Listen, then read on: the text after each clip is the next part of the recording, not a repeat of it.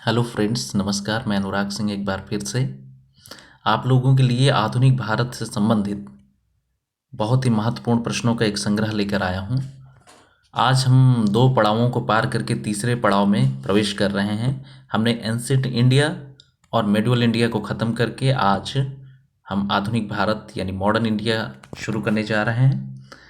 आप लोगों से निवेदन है कि आप लोगों से एक रिक्वेस्ट है कि जल्दी से जल्दी इस चैनल को सब्सक्राइब कर लें यदि आपको ऐसे ही अच्छे और एग्ज़ाम ओरिएंटेड क्वेश्चंस चाहिए तो। आइए बिना किसी देरी के शुरू करते हैं। आधुनिक भारत से संबंधित पहला प्रश्न है, भारत आने वाले प्रथम यूरोपीय कौन थे? यानी कौन था जो भारत पहले आए? फ्रांसीसी थे, डच थे, अंग्रेज थे या पुर्तगाली थे? आप सभी को पता है इस प्रश्न का उत्तर डी, पुर्तगाली थे जो सबसे पहले भारत आए। ये कब आए भारत? पहला पुर्तगाली भारत आया 1498 ईस्वी में, वास्को डिगामा के नाम का व्यक्ति जो 1498 ईस्वी में भारत आता है और कालीकट के तट पर ये उतरता है 1498 में। भारत की खोज करते हुए, समुद्री मार्ग से भारत की खोज करते हुए आया। आपको मैं एक चीज़ और इस प्रश्न का मैं बता दूं कि यह पहला पुर्तगाली नहीं था जो भारत की खोज के लिए आया था। इससे पहले भी कोलंबस नाम का पुर्तगाली व्यापारी या पुर्तगाली खोजकर्ता कह लें, वो भारत की खोज करते हुए, समुद्री मार्ग की खोज करते हुए आया, लेकिन वो भारत की खोज नहीं कर पाया बल्कि वह अमेरिका की खोज कर अमेरिका पहुंच गया। आइए दूसरा प्रश्न देखते हैं। किस पुर्तगाली नेता ने ब्लू वाटर पॉलिसी शुरू की? पुर्तगाली नेता था एक, और कौन सा था जिसने ब्लू वाटर पॉलिसी शुरू की? Francisco de Almeida, Nino de Cunha, Christopher Columbus या फिर जॉन काबोट? तो इस प्रश्न का उत्तर हो जाएगा ए, फ्रांसिस्को डी अल्मीडा नाम का पुर्तगाली था जो ब्लू वाटर पॉलिसी लागू किया जिसने। अर्थात ब्लू वाटर पॉलिसी का मतलब है कि समुद्री शक्ति में अपने बढ़ोतरी करने के लिए और अपनी समुद्री सामरिक ताकत को दिखाने के लिए उसने ब्लू वाटर पॉलिसी शुरू किया। अगला प्रश्न देखते हैं, तीसरा, भारत में पहली फ्रांसीसी फैक्ट्री कहाँ स्थापित की गई? ये प्रश्न काफ़ी महत्वपूर्ण हो जाता है क्योंकि अमूमन हम कंफ्यूज हो जाते हैं अंग्रेजी, फ्रांसीसी, डच फैक्ट्रियों में। इसलिए आज हम सही से चीज़ों को समझ लेंगे ताकि आगे हमको दोबारा इन चीज़ों को ना देखना पड़े। जब भी फ्रांसीसी, अंग्रेजी या फिर डच फैक्ट्रियों का नाम आए तो हम सीधा उत्तर पे जाएं। तो पहली जो फ्रांसीसी फैक्ट्री स्थापित की गई वो की गई थी ए अर्थात सूरत में। ठीक है, पहली फ्रांसीसी फैक्ट्री सूरत में स्थापित की गई थी। ठीक है, और अगला प्रश्न हम देखते हैं कि इसी में मैं आपको बता दूं अगला प्रश्न कि भारत में डचों द्वारा प्रारंभ की गई पहली फैक्ट्री या उपनिवेश किसे बनाया गया? वो मसूलीपत्तनम, पुलिकट या सूरत या चिंसुरा में से किसे बनाया गया? वो ए, मसूलीपत्तनम को बनाया गया। तो हम दो चीज़ें देख चुके। पहली चीज़ कि भारत में जो पहला फ्रांसीसी उपनिवेश था या पहला फ्रांसीसी फैक्ट्री थी वो कहाँ थी? सूरत में। दूसरा, डचों द्वारा पहली उपनिवेश या पहले फ्रांसीसी फैक्ट्री कहाँ? मसूलीपत्तनम में। अगला प्रश्न हम देखते हैं, अंग्रेजों द्वारा कलकत्ता में निर्मित दुर्ग का क्या नाम था? ये प्रश्न भी काफ़ी महत्वपूर्ण हो जाता है और कई बार प्रश्न एग्जाम में हुआ है। Fort Saint David, Fort Saint Andrew या फोर्ट विलियम या फोर्ट विक्टोरिया? तो अंग्रेजों ने अपने शासक विलियम के नाम पर इन्होंने फोर्ट का नाम फोर्ट विलियम रख दिया। तो अंग्रेजों द्वारा कलकत्ता में निर्मित दुर्ग का नाम क्या है? Fort William. अगला प्रश्न है, निम्नलिखित में से कौन सा भारत आने वाला पहला अंग्रेजी जहाज है? कौन सा है अंग्रेजी जहाज पहला? एलिजाबेथ, बंगाल, हेक्टर या मेफ्लावर? इस प्रश्न का उत्तर मैं आपको दे दूं, इस प्रश्न का उत्तर हो जाएगा सी, क्योंकि जो अंग्रेजों द्वारा भारत में आने वाला पहला जहाज था वो था हेक्टर नाम का, और उसी हेक्टर जहाज के अन्य बेड़ा में रेड ड्रैगन नाम का भी जहाज शामिल था, इसलिए दो नाम आ गए हैं। अगर आपको कहीं रेड ड्रैगन दे दे, हेक्टर ना दे, तब आप रेड ड्रैगन लगा देंगे। ठीक है, सातवां प्रश्न देखते हैं, 1961 ईस्वी में मुगलों द्वारा बंगाल में किस स्थान पर ईस्ट इंडिया कंपनी को व्यापार करने और फैक्ट्री बनाने की अनुमति दी गई? किस स्थान पर दी गई बंगाल में? आइए देखते हैं। कलकत्ता में, कासिम बाजार में, सिंगूर में या बर्धमान में? तो मुगल शासकों द्वारा 1751 ईस्वी में अंग्रेजों को कासिम बाजार और हुगली नामक स्थान पर अपनी फैक्ट्री लगाने की अनुमति दी गई थी। ठीक है, व्यापार करने और फैक्ट्री लगाने की अनुमति दी गई। तो कौन कौन से हो जाएगा? कासिम बाजार और हुगली नामक स्थान पर। ठीक है, 8वां प्रश्न देखते हैं। अंग्रेजों को ने निम्नलिखित स्थानों पर जिस क्रम में अपने व्यापारिक केंद्र स्थापित किए उसका सही काल अनुक्रम क्या है? यानी सबसे पहले अंग्रेजों ने कहाँ पर अपनी फैक्ट्री स्थापित की? सबसे पहले फैक्ट्री स्थापित की उन्होंने सूरत में। सूरत में उन्होंने स्थापित की थी 1613 ईस्वी। ठीक, तो इस हिसाब से आंसर हो सकता है सी या डी। अब आगे देखते हैं। दूसरी फैक्ट्री उन्होंने मद्रास में स्थापित की थी 1639 ईस्वी में। ठीक, तीसरी फैक्ट्री उन्होंने बंबई में 1687 ईस्वी में 87 में, और चौथी फैक्ट्री उन्होंने कलकत्ता में 1698 ईस्वी में। ठीक है, तो इस हिसाब से इस प्रश्न का उत्तर हो जाएगा सी, सूरत, मद्रास, बंबई, कलकत्ता, यानी 1613, 1639, 87 और 98 में। तो इस हिसाब से इसका उत्तर क्या हो जाएगा? इसका उत्तर हो जाएगा सी, सूरत में पहली फैक्ट्री, मद्रास में दूसरी, पहले गुजरात के सूरत में, दूसरी मद्रास में, और तीसरी मुंबई में, चौथी कलकत्ता में। तो अगला प्रश्न हम देखते हैं। निम्नलिखित स्थानों में से किस स्थान पर भारत में पुर्तगालियों का मुख्यालय था? पुर्तगालियों ने अपना मुख्यालय किसे बनाया था? कोचीन को, गोवा को, कालीकट को या कन्नौर को? तो इस प्रश्न का उत्तर जो हो जाएगा वो हो जाएगा गोवा। लेकिन मैं इस प्रश्न के बारे में आपको थोड़ा सा डिटेल बताऊं तो जो पुर्तगाली थे उन्होंने सबसे पहले कोचीन में अपना मुख्यालय खोला, लेकिन 1530 ईस्वी में नीनो डी कुन्हा नाम का उनका एक अधिकारी आता है और उसने कोचीन से अपना मुख्यालय स्थानांतरित करके गोवा में स्थापित किया और काफ़ी लंबे समय तक गोवा ही पुर्तगालियों का मुख्यालय बना रहा, जो कि 1961 ईस्वी में लास्ट में जब भारत से गोवा को ये पुर्तगाली लोग गए तब तक गोवा ही इनकी राजधानी थी या मुख्यालय था। और इसके साथ ही अभी भी यदि आप गोवा में जाएंगे तो ढेरों पुर्तगाली वहाँ पर अभी भी दिख जाएंगे आपको। 10वां प्रश्न देखते हैं। अंग्रेज शासक चार्ल्स द्वितीय को किस देश की राजकुमारी से विवाह करने के लिए दहेज स्वरूप मुंबई या बंबई भेंट किया गया? देखिए, देश हमारा, शहर हमारा, लेकिन शादी किसी और की हो रही है और उसको दहेज में कोई और दे रहा है।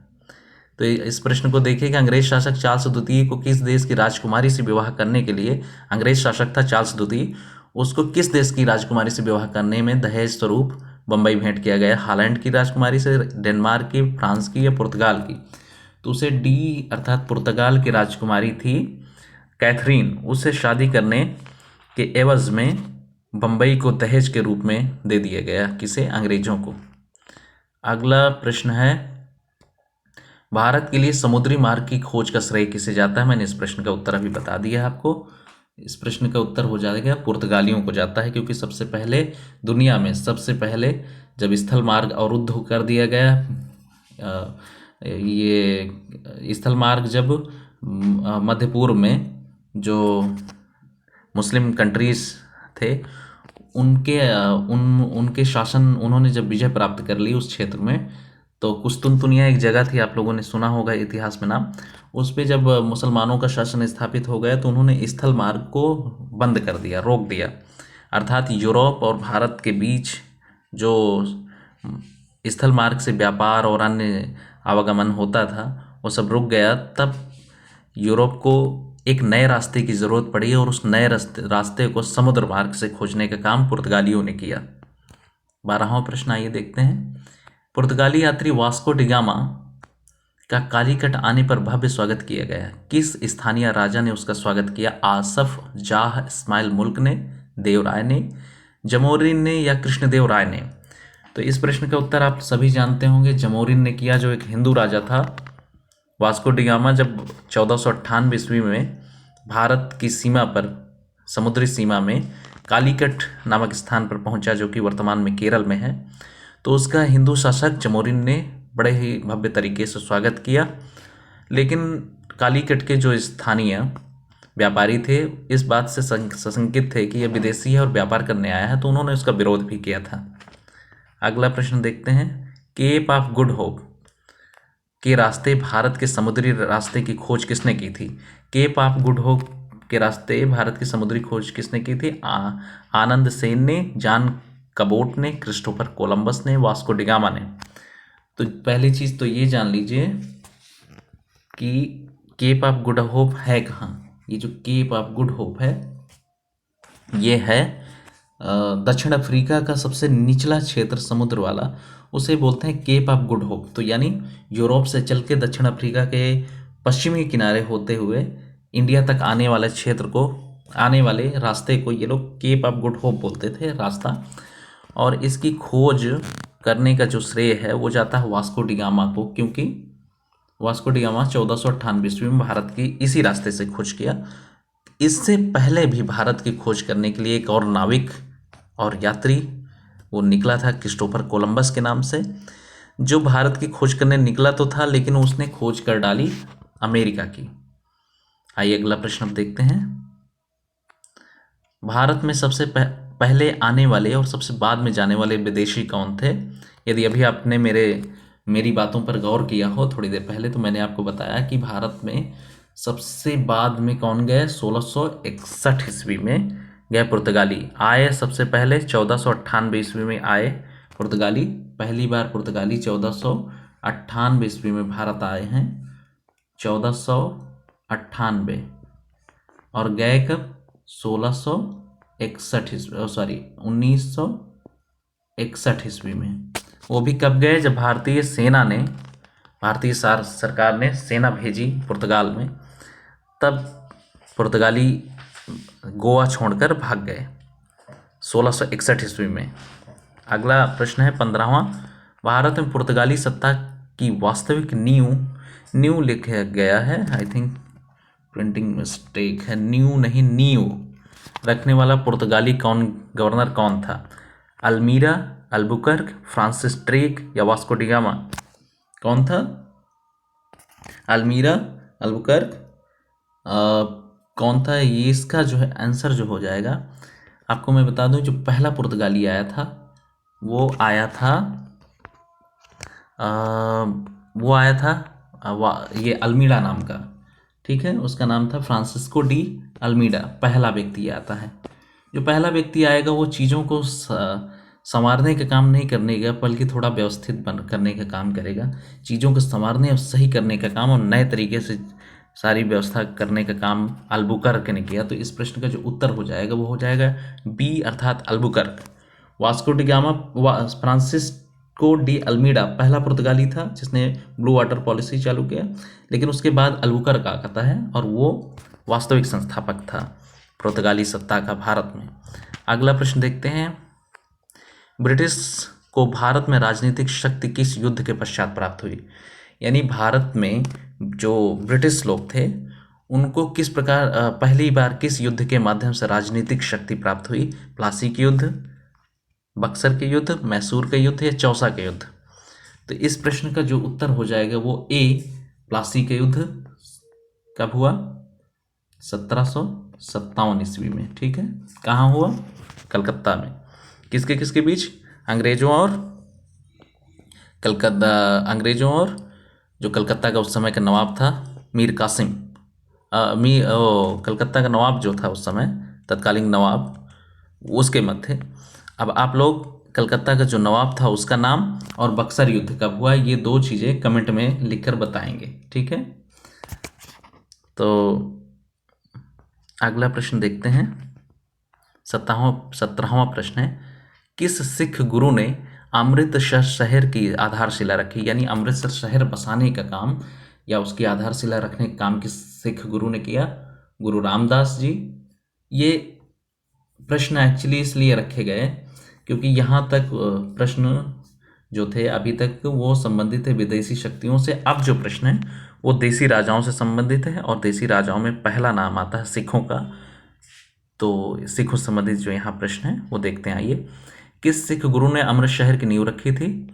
गुरु रामदास ने, गुरु अमरदास ने, या गुरु गोविंद सिंह, या गुरु हरगोविंद ने? तो आपको अगर एक चीज़ याद हो तो इस प्रश्न को आप हमेशा के लिए याद कर सकते हैं कि अमृतसर के जो एयरपोर्ट है उसका क्या नाम है? उसका नाम है गुरु रामदास इंटरनेशनल एयरपोर्ट। तो इस प्रश्न का जो उत्तर हो जाएगा वो ए रामदास हो जाएगा। ठीक है, इस प्रश्न का उत्तर क्या हो जाएगा? गुरु रामदास, क्योंकि अमृतसर की नींव इन्होंने रखी और अमृतसर का इंटरनेशनल एयरपोर्ट है। मैंने ऐसे ही याद रखा है, आप लोग भी याद रखिए। 18वां प्रश्न है, गुरु गोविंद सिंह द्वारा खालसा पंथ की स्थापना किस वर्ष की गई? पहली चीज तो गुरु गोविंद सिंह कौन थे? सिखों के 10वें गुरु थे। उनके द्वारा खालसा पंथ की स्थापना, खालस एक खलिश शब्द होता है, खालिश उसका मतलब होता है शुद्ध पंथ, स्थापना किस वर्ष रखी गई? 1599, 1699, 1707 या 1657? इस प्रश्न का उत्तर तो हो जाएगा 1699, लेकिन एक तिथि और याद रखने वाली है, डेट 1707। इस समय औरंगजेब की मृत्यु हुई थी। तो गुरु गोविंद सिंह द्वारा खालसा पंथ की स्थापना 1699 ईस्वी में की गई। ठीक है, अगला प्रश्न देखते हैं। अगला प्रश्न है कि अच्छा, उस प्रश्न पिछले प्रश्न के बारे में थोड़ी डिटेल जान लीजिए कि गुरु गोविंद सिंह ने खालसा पंथ की स्थापना 1699 ईस्वी में की थी। उनके द्वारा आरंभ शुरू की गई पाहुल प्रणाली, जो में दीक्षित होने वाले व्यक्ति को खालसा कहा जाता था। एक उन्होंने एक प्रणाली, अपनी सिस्टम बनाया था, पाहुल प्रणाली, जो उसमें दीक्षित होता था, प्रशिक्षित होता था, उसे खालसा कहा जाता था। इन्होंने क्या किया, गुरु गोविंद सिंह जी ने इन्होंने क्या किया कि गुरु का जो पद है वो अब समाप्त कर दिया। यानी अंतिम गुरु कौन कहलाए? गुरु गोविंद सिंह। और इन्होंने गुरु ग्रंथ साहिब, जो सिखों की सबसे महत्वपूर्ण ग्रंथ है, उसको ही अब गुरु का दर्जा प्रदान कर दिया।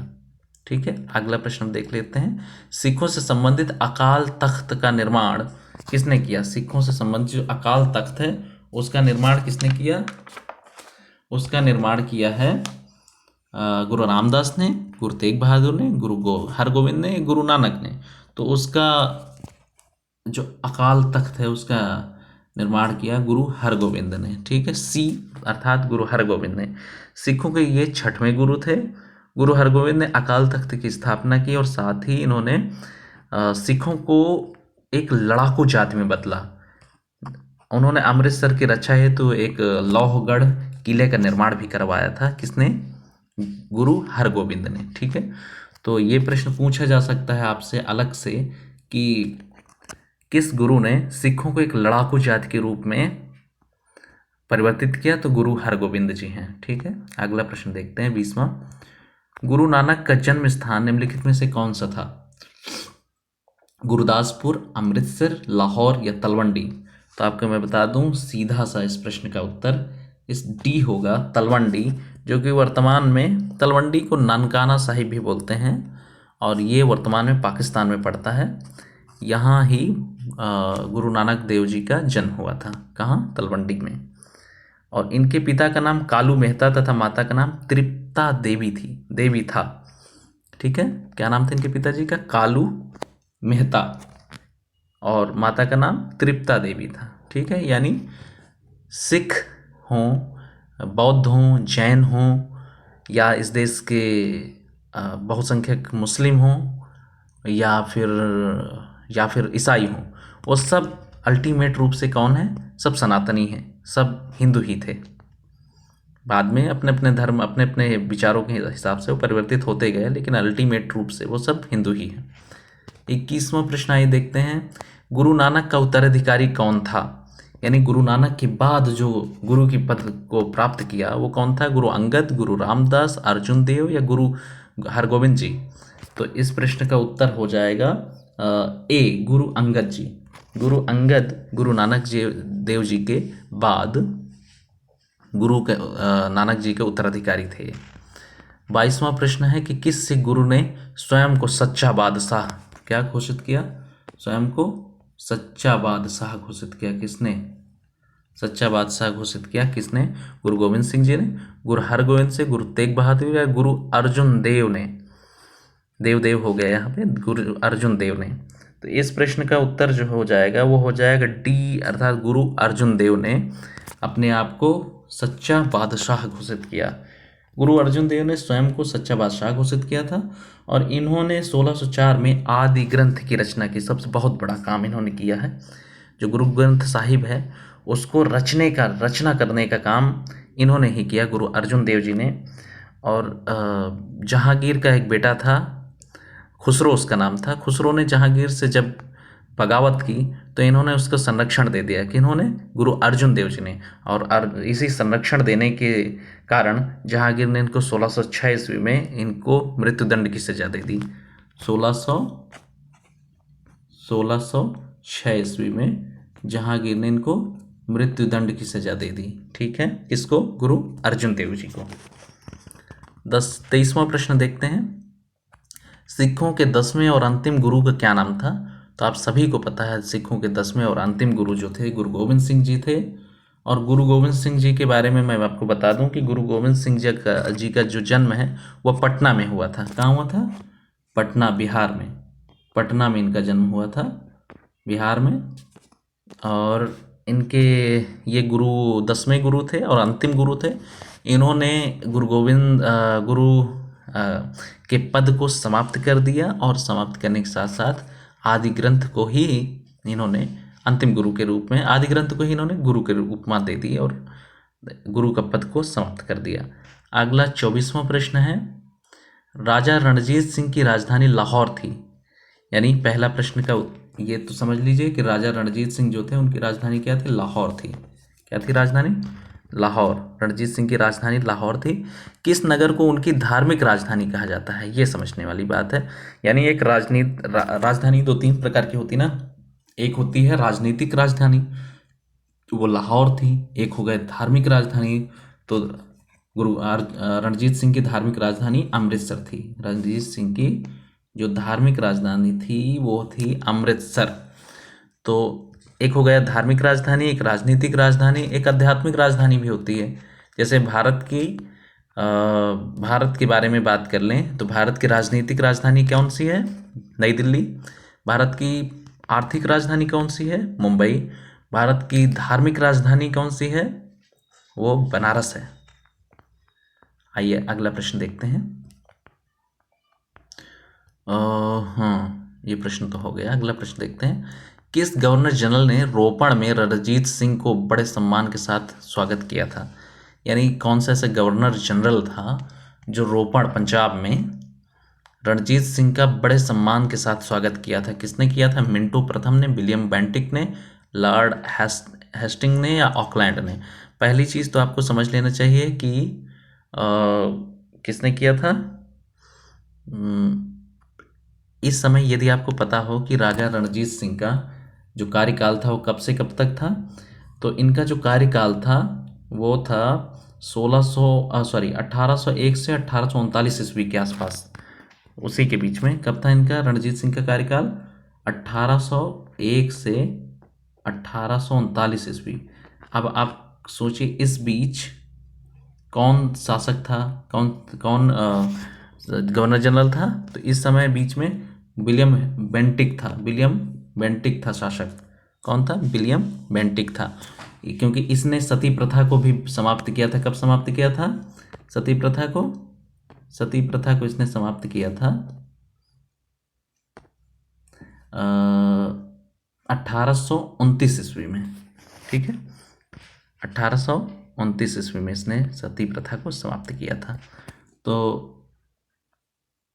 1829 ईस्वी, इसमें क्या किया? विलियम बेंटिक ने सती प्रथा को राजा राम मोहन जी के सहयोग से इसने समाप्त किया था।